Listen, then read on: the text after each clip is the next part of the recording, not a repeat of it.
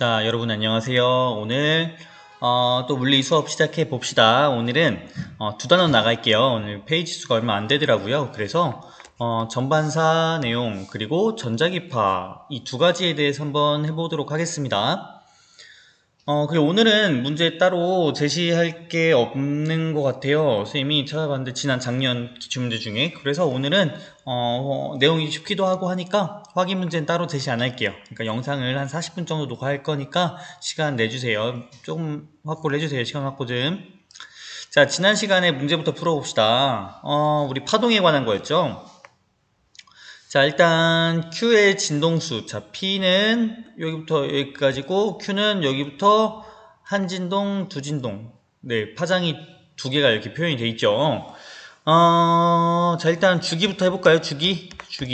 P의 주기는 ET고 Q 같은 경우는 T죠. 주기가. 자, 근데 우리가 진동수는 우리가 어떻게 한다고 했어요? 진동수 F는 주기 T분의 1이라고 했죠? 그러면은 P 같은 경우는 ET분의 1, Q 같은 경우는 T분의 1이 되겠네요. 틀린 내용이고, 자, 진폭은 누가 커요? 이폭. 진폭은 Q가 크죠? 아니, P가 Q보다 크죠? 맞고. 자, 진행 속력. 속력. 자, 여기 보면은 파장이 같은 파동이라고 했습니다. 파장. 자, 우리가 속도 어떻게 계산한다고 했죠? 속도는 F 람다라고 했죠. 진동수 곱하기 요거 파장. 이 공식 어떻게 해서 나왔죠, 우리? 속도는 시간분의 거리. 한 파동이 진행하는데 걸린 시간에 해당하는 주기분의. 그리고 람다. 그러니까 요거 파장. 한 파동의 파장. 그렇게 계산한다고 했는데 주기가 요 관계식을 이용해서 V는 F 람다 이렇게 공식을 얻어냈고 자, 진동수 곱하기 파장. 근데 파장이 똑같다 그랬죠? 그럼 P 같은 경우는 어떻게 돼요? P의 속도는 진동수가 ET분의 1 곱하기 파장 똑같다고 했고, 그리고 Q의 속도는 T분의 1 곱하기 람다. 자, 누가 크죠? P는 Q의 2분의 1배다. 맞네요. P가 Q의 2분의 1배. 왜냐면 여기 2가 있으니까. Q 곱하기 2분의 1 하면은 P가 나오죠. V. 왜냐면은 VQ가 T분의 1 곱하기 람다고. 곱하기 2분의 1 하면은 2T분의 1 곱하기 람다가 나오게 돼요. 다 풀어봤죠? 자, 다음. 이거 아래다 놓으니까 더 선생님이 아래에 있는 것 같네. 자, 그래서 여기 그 다음 문제. 자, 여기 입사를 시키는데 A에서 B로 들어갈 때는 굴절각이 커지고 A에서 C로 들어갈 때는 굴절각이 작아지죠. 요거 우리가 스넬의 법칙 이용해서 풀면 되죠. 스넬의 법칙 어떻게 하죠? sin R분의 sin I는 V2분의 V1은 람다 2분의 람다 1은 반대로 N1분의 N2. 요 공식 스넬 법칙 기억하죠? 스넬 법칙. 자, 요거 기억 안 나는 친구들 지난 영상 꼭 다시 보고 오세요. 자, 가에서 P의 파장은 A에서가 B에서보다 작다. 자, 이렇게 구절됐죠? 자, 이거 푸는 방법도 사실 여러 가지 방법이에요. 이 스넬 법칙 이용해도 되고, 우리가 물하고 공기, 선생님은 사실 그렇게 많이 했었어요. 물하고 공기를 생각해서, 공기에서 물로 들어갈 때, 이렇게 안쪽으로 입사되는 거를 떠올리면서 하면은, 이걸 떠올리면서 해도 돼요. 이걸 떠올리면서 해도 되고, 뭐 여러 가지 방법이 있지만, 선생님 정석대로, 스넬 법칙으로 한번 계속 풀어볼게요. 자, 가에서 P의 파장은, 뭐야 이거? 자, 사인 마찬가지로 세타 1분의 사인 세타는 파장 람다 B에서의 파장분의 A에서의 파장이죠. 자, 어떤 게 커요? 세타 1하고 세타하고 세타 1이 크죠? 세타 1이 세타보다 크니까 이 말은 사인 세타보다 사인 세타 1이 크다는 말이죠. 그러니까 얘는 누가 크겠어요? A, B 중에 람다 B가 크겠죠. B에서보다 작다. 그러니까 이 말은 람다 A보다 람다 B가 크다. 그러니까 파장은 A서가 B보다 작다. 맞고. 나에서는 반대죠. 나에서는 세타가 세타 2보다 크기 때문에 마찬가지로 사인 세타가 사인 세타 2보다 크고, 세타 2보다 크고, 이 말은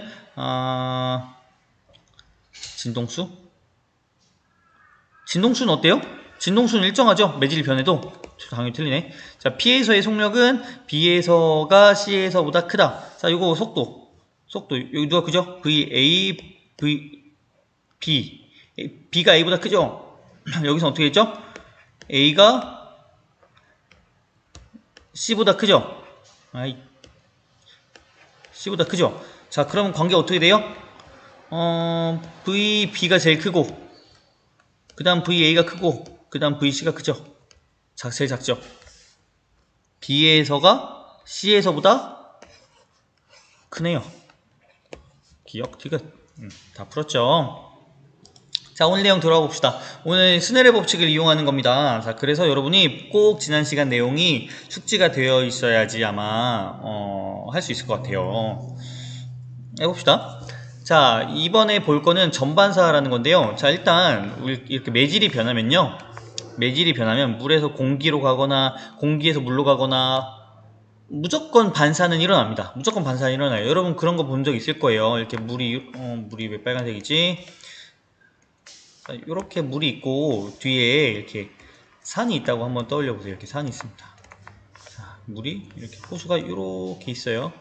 자, 그러면은 산이 이렇게 비칩니다. 이렇게 살짝 비쳐요. 이렇게 살짝 비칩니다. 물론 산이 얘보다는 좀 흐릿하죠. 이렇게 질감도 표현이 되고. 자, 그러니까 이것도 이렇게 보인다는 말은 무슨 말이에요? 물 표면에서 이렇게 산에서 오는 초록색 빛이 이렇게 반사가 된다는 말이죠. 물론 대부분 이렇게 들어가긴 합니다. 이렇게 들어가긴 하는데 일부는 반사를 한다라는 거죠. 반사가 얼만큼 되는지는 그거는 그때그때 달라요. 근데 하지만 우리가 여기서 중요한 거는 전반사라고 해서 전부 반사되는 거를 지금 보는 겁니다. 전부 반사되는 걸 보는 거고, 자, 보면 여기서도 마찬가지로 여기서 반사 일어나고, 여기서 반사 일어나고, 반사 일어나는데, 임계각이라고 해서 이 굴절각이, 여기 입사각, 이거는 굴절각. 자, 굴절각이 점점 커지다가 굴절각이 90도가 되는 각도가 임계각이라고 합니다. 이 왜 임계라는 말을 쓰냐? 임계라고 하는 거는 그 최후점 뭐 이렇게 생각할 수 있지 않을까 싶어요. 그러니까 이 각도가 90도로 굴절할 각도고, 이것보다 더 커지면은, 임계각보다 커지면은 얘가 전부 다 이렇게 반사가 돼 버립니다. 그 전반사가 일어난다는 거죠. 그래서 전반사가 일어나기 시작하는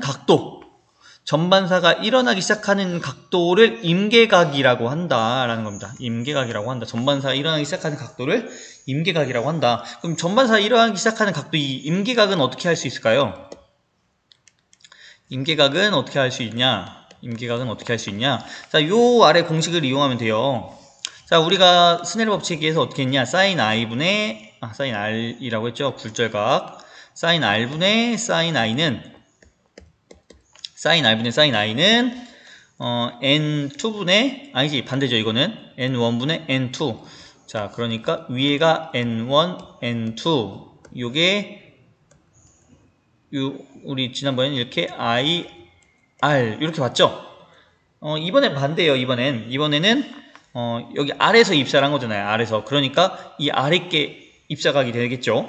그리고 요 바뀌는 거 알죠? 이게 2, 1 스넬의 법칙. 위 아래가 바뀌잖아요. 그 역수가 이렇게 취해져서요. 그래서 이 공식에 의해서 굴절각이 90도가 돼야 된다는 거죠. 굴절각. 여기서 반대로 했네. 자, 그래서 굴절각이 90도로 하면요. 그리고 이 문제에서 여기서는 어떻게 했냐? 굴절률이 n이고, n이 물에서, 그러니까 이 문제 이 상황을 똑같이 해봅시다.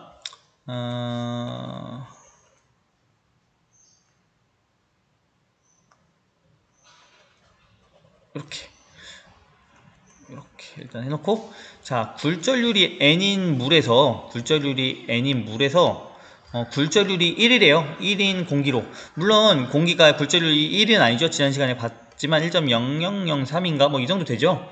1은 아닙니다. 근데 대략 1이라고 치고 자, 이때 물에서 입사한 빛이 굴절률이 1인 공기로 진행할 때 세타, 이게 이런 상황이죠. 그러니까 다시 좀 더 우리 정확하게 합시다.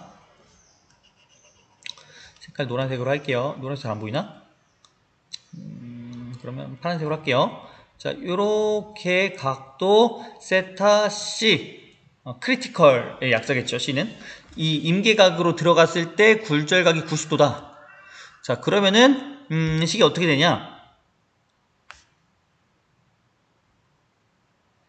요게 정확히 말하면 굴절각이 90이니까 1이고 사인 I, 입사각이 사인 세타 C가 되죠. 그리고 이게 들어간 게 N이죠. 들어간 게 N이고 나온 게 1이죠. 이렇게. 그래서 이 식이 나와요. 이 식이. 뭐 반대로 상관없어요. 이거 어차피 역수 취하면 똑같죠. 이 식 왼쪽 식이 되죠. 그래서 왜냐면 사인 이게 이거 어디 갔어? 이거 사인 90도가 몇이에요? 사인 90도가 1이잖아요. 사인 91이라서 그런 거예요. 요 1이. 자, 사인 굴절되는 각도가 사인 90이니까 90도니까 요건 1이잖아요. 이렇게 요 식이 나와버립니다. 요 식이. 그래서 요런 식이 된다라는 거고, 이게 근데 정확히 말하면은 공기도 1이 아니잖아요. 굴절률이. 그래서 정확히 하기 위해서는 요 매질 N1, N2라고 치면은 요렇게 식이 됩니다. 사인 세타가 n분의 그냥 사인 세타 C가 그냥 n분의 1이 돼버리는 게 아니라, 사실은 더 정확히 말하면은 요게 뭐예요? 공기 굴절률이잖아요. 그러니까 정확히는 사인 세타 C는 n1분의 n2. 자, 입사한 매질분의 그 통과한 매질, 굴절한 매질. 그래서 요 식이 얻어지고요. 자, 그러면 물에서 공기로 빛이 진행할 때 임계각은 우리 일단 근사시킵시다. 공기는 우리 1이라고 칠게요. 1이라고.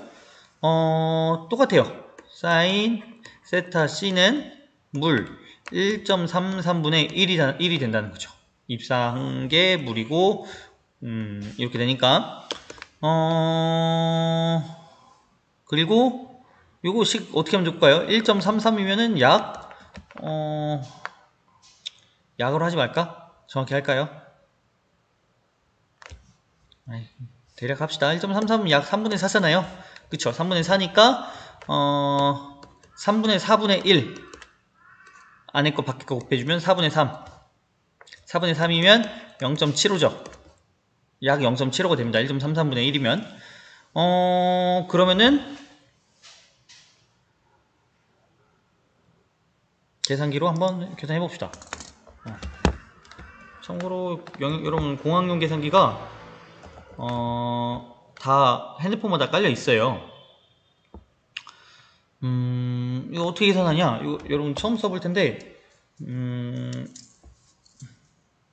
0.75 넣고 요거를 사인, 근데 아크 사인 아직 안 배웠나? 이렇게 걸어주면 이렇게 나오거든요.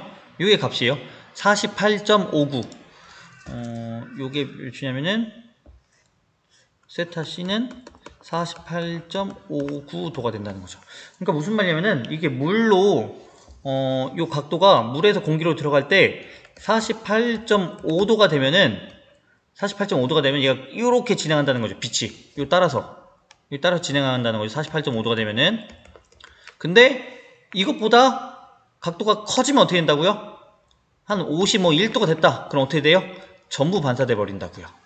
만약에 47도가 43도 이렇게 돼버리면은 일부는 반사하고 일부는 굴절하고 이런 식으로 된다는 거죠. 자, 여기서 우리가 또 뭘 할 수 있냐? 요 식에 의하면은 그러면 N2가 N1보다 클 때도 사인 세타 C가 존재할까요? 굴절각이 임계각이 존재할까요? 아니란 거죠. 왜? 한번 보면은 예를 들어서 공기에서 물로 진행할 때 수학적으로 보면은 사인 세타 C가 1분의 1.33이 돼야 되잖아요. 근데 사인 세타 C가 1.33이 될 수 있어요? 1보다 클 수 있습니까? 불가능하죠. 사인 세타는 마이너스 1부터 1까지잖아요. 요 그래프에 의하면요. 아, 물리 잘하려면 수학도 잘해야겠네. 그죠? 힘드네요. 1부터 마이너스 1까지니까 요거는 이런 세타 값은 존재하지가 않죠. 우리가. 그러니까 공기에서 물로 진행할 때는 전반사가 일어나지가 않는다라는 거죠. 그러니까 굴절률이 큰 곳에서 굴절률이 작은 곳으로 진행해야지 전반사가 일어난다. 자, 그리고 그럼 전반사가 어디에 적용이 되냐? 자, 예를 들어서 다이아몬드. 자, 다이아몬드 같은 경우는 굴절률이 엄청 큰 편이에요. 2.42. 2.42면은 굉장히 큽니다. 유리가 보통 1.5 정도 된다고 얘기를 하는데, 유리가. 그리고 물이 1.33이었죠. 이 정도 되는데 다이아몬드는 2.42니까 굉장히 큰 거죠. 굉장히 큰 거죠. 자, 그래서 전반사가 굉장히 잘 일어납니다. 그러니까 무슨 말이냐? 보통 물에서는 아까 48도였나요? 또 정도 해야지 전반사가 이렇게 일어납니다. 이거 이상이 돼야지. 물 같은 경우는, 물에서 공기는. 근데 다이아몬드 같은 경우는 공기로 진행할 때 훨씬 작은 각도로 가도 전반사가 일어난다는 거죠. 한번 선생님 계산 해볼까요? 2.42분의 1 뭐가? 사인 세타 C가 이거 해볼까? 사인 세타 C가 2.42분의 1 다시 정리해서 2.42분의 1 몇이죠?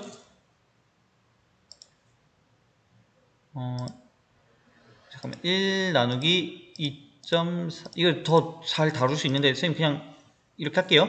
0.413 그러니까 사인 세타 C가 0.413이 되는 거를 찾으면 되죠. 0.413에 사인 역으로 취해주면 24.39동 24.4 그러니까 세타 C가 24.4도가 된다는 거죠.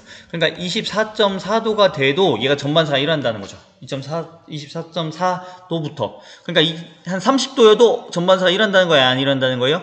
한 30도가 돼도, 입사하기 30도가 돼도 다 전반사가 일어난다는 거죠. 그러니까 거의 이렇게 직선으로 들어가야지만 나온다는 겁니다. 거의. 그러니까 얘도 보면요.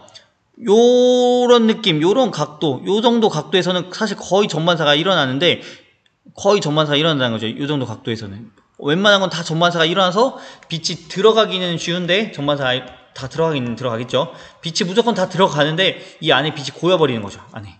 그러다가 일부 면으로만 얘가 빛이 이렇게 나오는데 그 나오는 애들이 그 특정 애들만 나오고 그렇기 때문에 우리가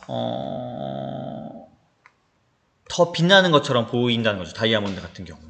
그래서 다이아몬드를 다듬는 세공사는 일부러 이런 모양을 만든대요. 지금 이 모양이 대충 만들어진 게 아니라 전반사가 잘 일어나도록 전반사가 다 잘 일어나는 각도를 일부러 해서 만든대요.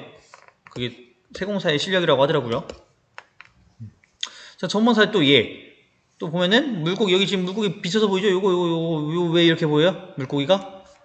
그쵸, 전반사 이런 거죠? 이렇게 빛이 물에 부딪혔다가 이렇게 아래로 온전히 내려오니까 물고기가 그대로 보이는 거죠. 프리즘, 빛이 전반사가 일어나는 겁니다. 여기서 입사가 몇 도 정도 되겠어요? 45도가 되겠죠. 45도에서는 전반사가 일어나겠죠. 유리 같은 경우는 아까 얘기했던 것처럼 유리는 물보다 굴절률이 크기 때문에 전반사가 더 작은 각도에서 일어납니다. 이것도 계산해볼까요? 생략할게요. 너무 많이 했네요. 자, 다음 여기 레이더 빛 보면은 레이더 빛이 이렇게 쭈루루루룩 빛이 물 따라가죠. 안에서 전반사가 일어나는 겁니다. 물이 이렇게 있는데 안에서 이렇게 전반사가 일어나는 겁니다. 전반사가 일어나는 거죠. 물길을 따라서. 자, 광섬유 이렇게 휘어져 있는데 여기 이 안을 따라서 전반사가 일어난다는 거죠. 참고로 이 광섬유 같은 경우가 우리가 다음 내용이 광섬유인데요. 굉장히 중요한 것 중 하나예요.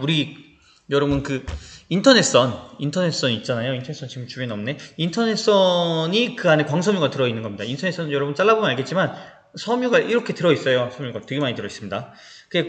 그걸 보고 우리가 광섬유, 빛이 지나가는 섬유다. 해서 광섬유라고 하고, 그 구조를 보면요. 이렇게 이중 구조로 합니다. 코어라는 것과 클레딩이라고 하는 거.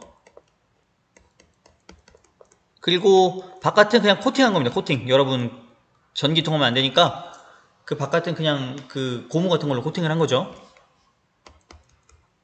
자, 그래서 코어랑 클레딩을 인위적으로 이렇게 만드는데, 이 코어 같은 경우는 굴절률 약 1.4475, 클레딩은 1.4440. 그러니까 우리가 1.33에 해당하는 물에서 1에 해당하는 공기로 들어갈 때 전반사가 일어나잖아요. 그러니까 여기도 마찬가지죠. 코어가 굴절률이 조금 높죠. 그래서 코어에서 클레딩으로 이렇게 입사할 때 전반사가 어지간하면 일어난다는 거죠.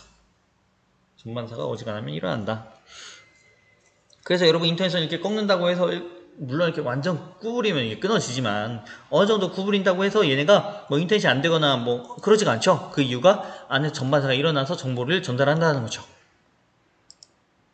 그래서 이 광섬유는 빛 속의 정보를 담아서 주고받는 통신인데 그래서 원거리에서도 쓰이고 뭐 등등등등등등등등등등등. 그래서 뭐 내시경을 내시경 할 때도 요 관이 휘어지는데도 우리 목키를 따라가려면 관이 휘어져야 될 거 아니에요. 관이 휘어져도 그 정보가 그대로 보이죠. 그 이유가 광섬유, 이 전반사를 이용한 거기 때문이다. 자, 그래서 좀 찾아봤어요. 선생님 광섬유. 그랬더니만 어느 정도냐. 최근에 생긴 1970년에 만들어진 광섬유 같은 경우는 1초에 4억 회 정도 전멸을 할 수 있대요. 1초에 4억 번 정도를 이렇게 정보를 쓸 수 있습니다. 4억 번 1초에. 그 1초에 4억 번이라는 게 어느 거냐? 5,760회선의 전화 통화. 그러니까 5,760명이 통화를 할 수 있다는 거죠. 그 광섬유 얇은 거 하나가. 근데 보통 그 얇은 광섬유가 8개가 들어가죠. 우리 인터넷 회선 같은 경우는. 그러니까 그 8개면은 84, 85, 40. 그러니까 4만 명이 통화를 할 수 있을 정도의 정보가 들어간다는 거죠. 그래서 이런 광섬유 다발을 묶고 해서 태평양에 이렇게 들어가 있습니다. 광섬유가. 그리고 그걸로 우리가 페이스북도 하고 유튜브도 보고 하는 거죠. 미국하고 정보를 주고받고 하는 거죠.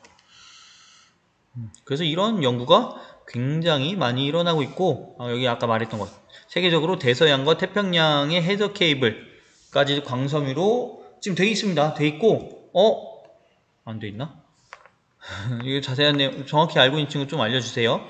댓글로 알려줘도 되고 자, 그래서 대덕과학단지에서도 이미 상용화가 되고 계속 개발하고 있다. 그래서 코어와 클레드, 코어라는 말과 클레드라는 말은 기억할 필요 없을 것 같아요. 근데 이 안과 밖 어떤 게 더 굴절률이 높아야 된다고요? 안에가 굴절률이 높아야 된다는 거죠. 밖에 비해서. 중요한 내용입니다. 자, 다음 이번엔 전자기파 한번 볼게요. 전자기파. 오늘 조금 수업이 길어지네요. 자, 그 전자기파, 아까 핸드폰 같은 경우는 전자기파로 정보를 전달합니다. 우리가 방금은 그 클레드 코어라고 하는 광섬유, 그 섬유, 이건 유선통신인 거죠. 근데 우리가 무선통신, 핸드폰 같은 경우는 무선통신인데 뭘 이용하냐?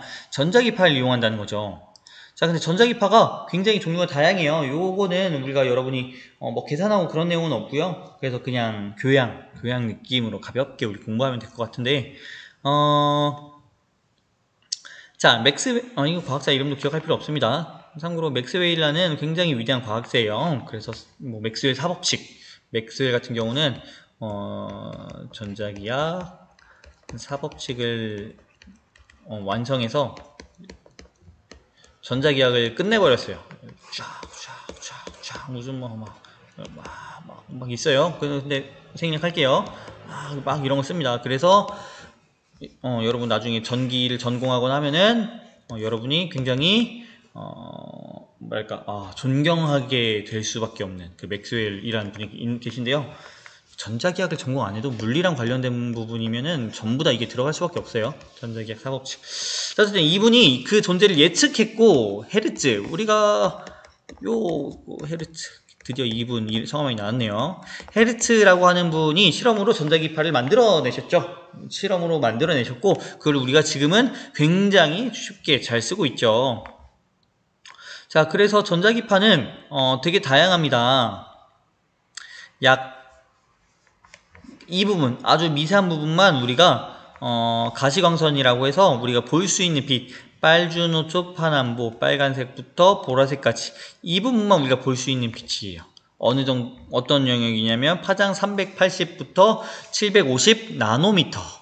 그러니까 파장이 1mm도 안 되는 거죠. 1mm도 안 되는 1마이크로미터도 안 되는 거죠. 그러니까 1000분의 1mm도 안 되는 겁니다. 그러니까 굉장히 짧은 파장인 거죠. 이런 빛들이 있는 거고, 근데 하지만 긴 거는 더 길어요. 긴 거는 뭐 예를 들어서 라디오파, 선생님이 요거 인터넷에 찾아온 그림인데요. 라디오파 같은 경우는 파장이 12세제곱미터. 여기 같은 경우는 12세제곱미터래요. 무슨 말이냐면은 공이 3개, 1, 2, 3, 1000m. 약 파장이 1km인 거죠. 파장이 여기부터 저기 숲, 저기 공원, 아름다리 공원인가? 거기 그 불당동에 그 공원 있잖아요. 그 거리만큼 파장이 된다는 거죠. 한 파의 길이가 엄청 길죠. 짧은 거는 더 짧죠. 이 감마선 같은 경우는 10의 마이너스 12제곱미터. 1, 10, 하나, 둘, 셋, 넷, 다, 여, 일곱, 여덟, 아홉, 열, 하나, 12개 분의 1m.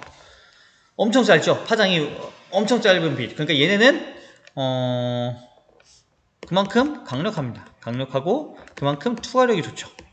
왜냐면은 얘가 다 뚫어버려요. 막기가 어렵습니다. 그리고 얘는, 이 정도 크기는 뭐냐면 우리 DNA의 크기 정도라고 얘기를 하는데, 그래서 DNA를 공격하는 거죠.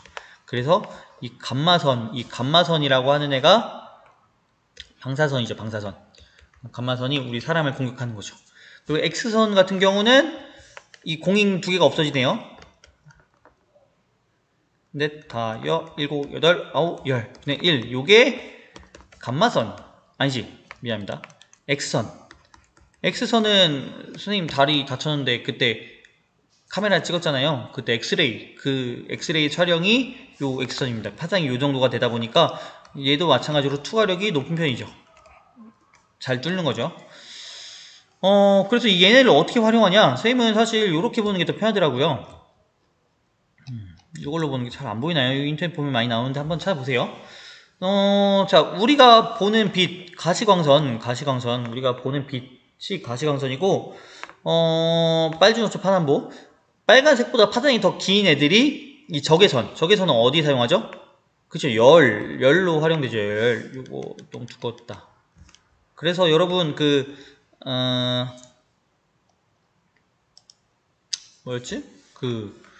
온풍기에서 막 빨갛잖아요. 빨간 빛이 이렇게 나오잖아요. 근데 손 대고 있으면 따뜻하잖아요. 그쵸?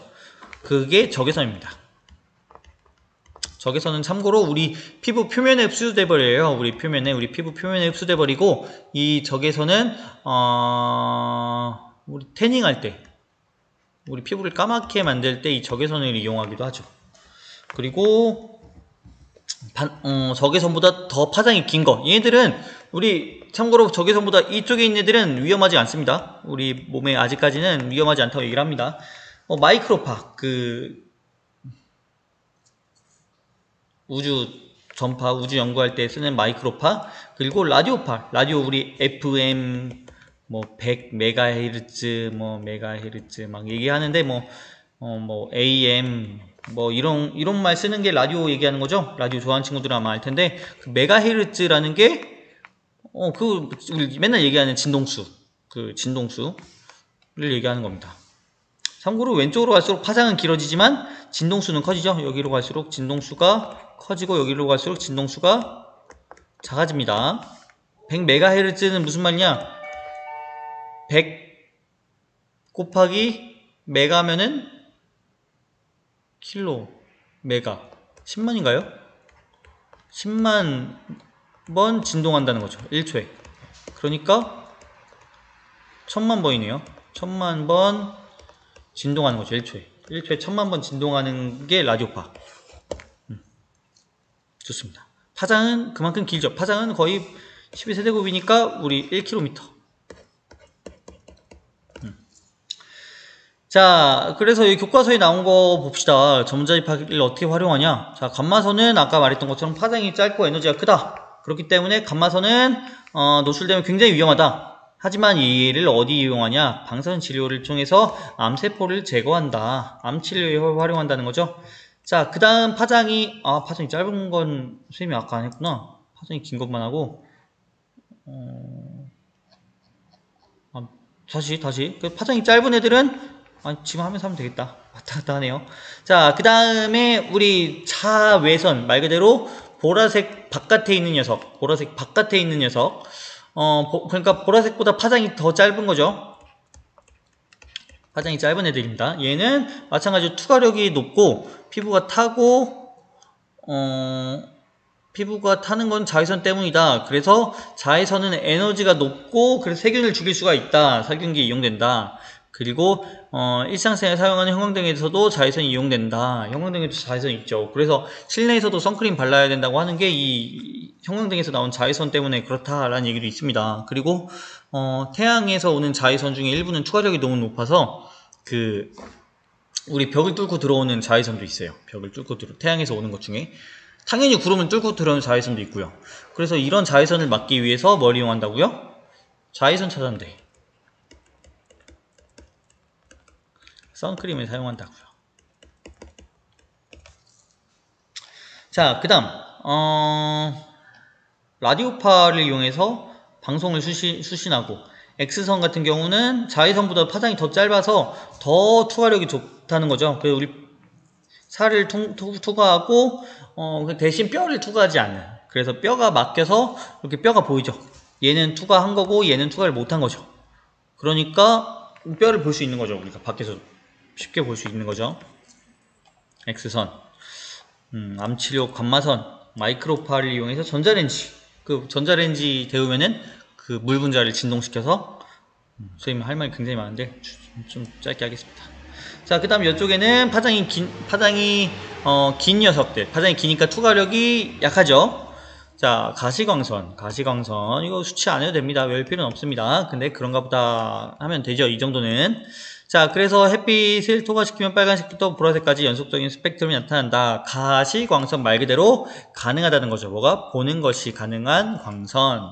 자, 마이크로파는 전자레인지나 통신에 사용이 되고, 요게 참고로 우주 개발하다가 우주 기술 중에 하나라고 들었는데 정확히 모르겠네요. 그래서 마이크로웨이브 말 그대로 마이크로파를 가지고 전자레인지로 물을 데운다. 자, 그 다음에 라디오파 같은 경우는 말 그대로 텔레비전이나 라디오, 전파, 그 파장이 긴 AM 방송 같은 경우 파장이 더 길대요. FM보다도. 그래서 얘네는 산이나 높은 건물까지도 뒤쪽까지도 전달할 수가 있대요. 왜냐면은 파장이 이렇게 길다 보니까 이렇게 우리 아직 안 배웠구나. 회전이라고 하는데 이렇게 산이 있어도 얘가 여기까지 전달이 됩니다. 얘네들은 이렇게 파장이 이렇게 전달이 돼서 여기 있는 사람도 들을 수가 있습니다. 이렇게 이용한다 라는 거고, 자세한 내용은 여러분 3학년 때 물리학 2 선택하면은 우리 배울 수 있습니다. 회절에 관해서. 자, 그 다음 적외선은 열이죠. 열을 전달한다. 적외선으로 자외선 차단제를 이용한다. 자외선 막기 위해서.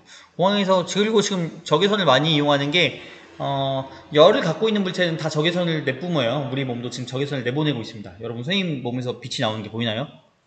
보일 리가 없죠. 우리는 적외선 볼 수가 없으니까. 자, 우리 몸에서 적외선이 나오고 있는데 그걸 특수한 카메라를 이용하면은 적외선을 감지할 수가 있고, 그걸 통해서 온도를 수정할 수도 있다. 요즘 많이 쓰이죠.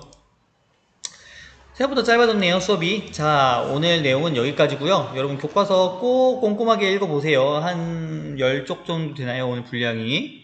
이 두 가지, 전반사라고 하는 것과 전자기파란 것, 이 두 가지 했고요. 여러분 꼭 교과서 한번 읽어보고 선생님 영상 꼭 봐주기 바랍니다. 여기도 선생님 모의고사 문제는 안 올렸지만 당연히 시험 문제로 출제가 되겠죠. 꼭 공부하도록 하고, 자, 35분이 조금 안 되네요. 여기까지 하겠습니다.